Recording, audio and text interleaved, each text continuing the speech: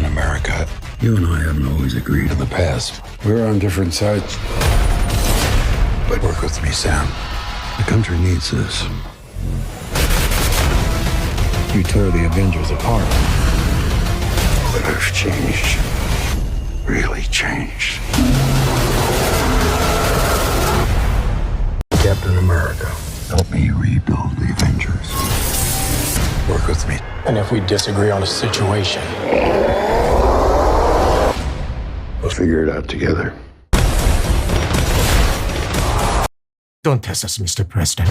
各国の対立から世界大戦の危機へ。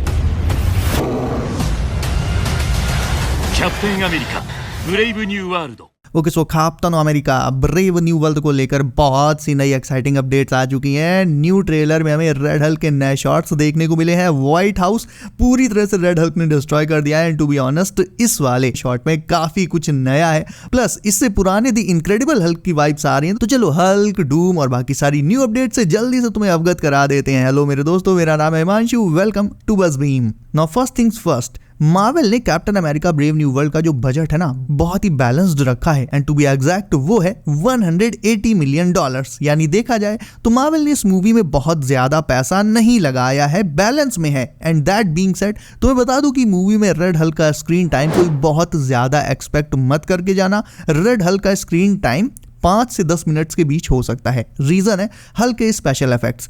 Hulk जब जब screen पर आता है मार्वल का बजट छप्पर फाड़ देता है। एंड मैं किसी पर्टिकुलर हल्क की बात भी नहीं कर रहा हूं, तुम कोई सा भी हल्क उठा लो, एरिक बैना, नॉर्टन या फिर इवन रफेलो का, एंड नाउ रेड हल्क। तो मूवी का रन टाइम जो कि 1 आवर 58 मिनट्स का है, उसके कंपैरिजन में रेड हल्क का स्क्रीन टाइम बहुत ही कम रहने वाला है। जैसा कि मैंने कहा 5 से 10 मिनट के बीच में, 10 भी मैंने थोड़ा ज्यादा ही बोल दिया एक तरह से। और इसका रीजन है हल्क की CGI और उसके जो स्पेशल इफेक्ट्स हैं वो मतलब काफी ज्यादा कॉस्टली हो जाते हैं। बहुत डिटेल के साथ एक डिजिटल हल्क तैयार होता है। और देखा जाए तो जैसे आयरन मैन वगैरह के जो सूट हैं वो मार्वल एक बार फिजिकली तैयार कर लेगा, रॉबर्ट डाउनी जूनियर को पहना देगा, बट हल्क के साथ ऐसा नहीं किया जा सकता। हल्क का कोई फिजिकल सूट नहीं तैयार किया जा सकता और ना ही कोई ऐसा बॉडी डबल लाया जा सकता है जो हल्क जितना जायंट और स्ट्रॉन्ग लगे। तो हल्क के लिए भाई CGI की ही जरूरत पड़ती है and that is why Hulk का स्क्रीन टाइम काफी ज्यादा बजट ले लेता है। ट्रेलर में जब रॉस सैम से अपने साथ काम करने के लिए कहता है तो सैम उसे बताता है कि तुमने एवेंजर्स को तोड़ दिया था। यहाँ पर सैम सिविल वॉर के सोकोविया अकॉर्ड्स की बात कर रहा है। रॉस ने एवेंजर्स के बीच ये प्रपोजल रखा था कि वो बेसिकली गवर्नमेंट की निगरानी में काम करेंगे, या कह लो कि गवर्नमेंट के लिए काम करेंगे इनडायरेक्टली।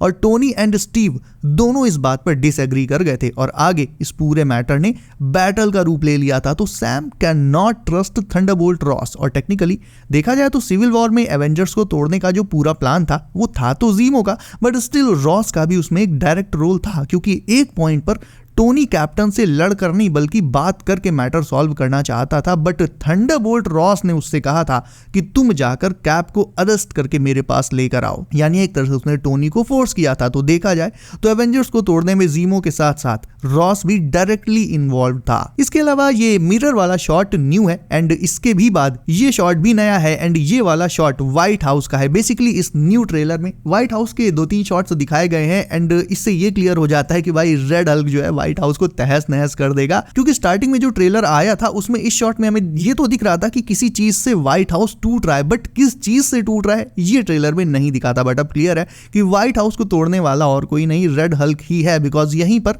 वो ट्रांसफॉर्म भी हुआ था अपनी स्पीच के दौरान। एंड मेरे ख्याल से ये मूवी का पहला रेड हल्क ट्रांसफॉर्मेशन होगा जिससे वो पूरी तरह से आउट ऑफ कंट्रोल होकर पूरे व्हाइट हाउस को तोड़ कर रख देगा।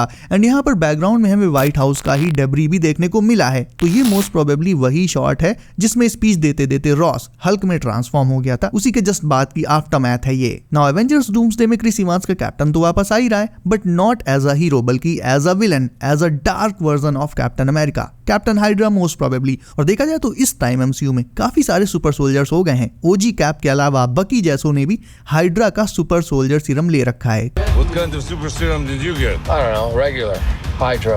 Hydra. Oh, fancy. So जब रॉस सैम से कहता है कि तुम स्टीव रॉजर्स नहीं हो और सैम एक सेकंड के लिए पॉज होकर फिर जवाब देता है कि हाँ मैं नहीं हूँ। Watch yourself. You're not Steve Rogers. You're right. I'm not.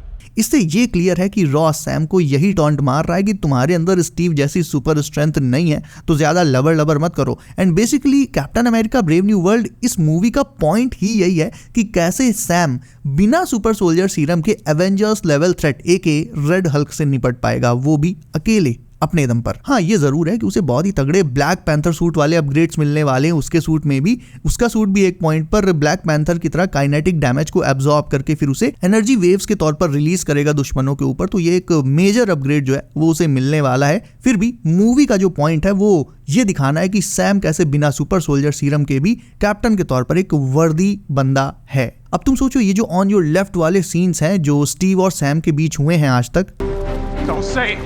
Don't you say it. Left. Come on! Captain Sam, can you hear me?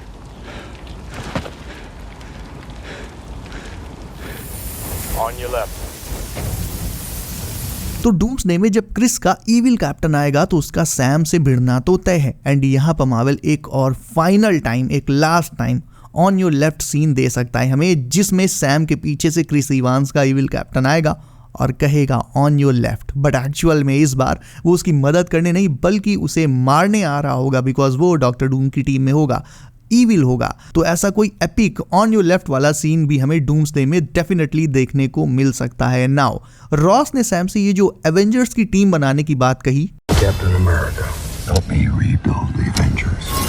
ये इसलिए कही बिकॉज एंड गेम के बाद से एमसीयू में कोई प्रॉपर एवेंजर्स टीम है ही नहीं। कुछ एवेंजर्स मारे गए, कुछ गायब हो गए, हर एक हीरो अपनी सेपरेट जर्नी पर निकल गया। एंड रॉस ये जानता है कि स्टीव रॉजर्स उसके अगेंस्ट था, बट सैम को हो सकता है थोड़ा लुल्लू पुच्चू करके वो अपनी साइड कर ले, और ऐसा हो गया तो उसे फ्री फंड की एवेंजर्स की टीम मिल जाएगी, क्योंकि ऑफिशियली कैप्टन अमेरिका ही हमेशा से एवेंजर्स का लीडर रहा है। बट सैम रॉस की ये चाल समझ रहा है एंड दैट्स एग्जैक्टली वाई उसने रॉस के साथ काम करने से मना भी कर दिया। एंड ये सब डूम्सडे के ईस्टर एग्स ही हैं, लाइक रॉस का सैम से कहना कि एवेंजर्स को असेंबल करो और ये कहना कि तुम स्टीव रॉजर्स नहीं। तो सैम को डूम्सडे के लिए एवेंजर्स को असेंबल करना ही है, स्टीव रॉजर्स के इविल वर्जन को डूम्सडे में आना ही है। तो काफी हद तक ये लॉन्ग रन में मार्वल के फ्यूचर प्लान्स का एक टीज है एक तरह से। एंड मुझे पूरी उम्मीद है कि ब्रेव न्यू वर्ल्ड के सेकंड पोस्ट क्रेडिट सीन में हमें डूम्सडे से रिलेटेड लाइक कोई तो मल्टीवर्सल स्टफ देखने को मिलेगा ही मिलेगा। Don't test us, Mr. President. 各国の対立から世界大戦の危機へ。キャプテンアメリカブレイブニューワールド。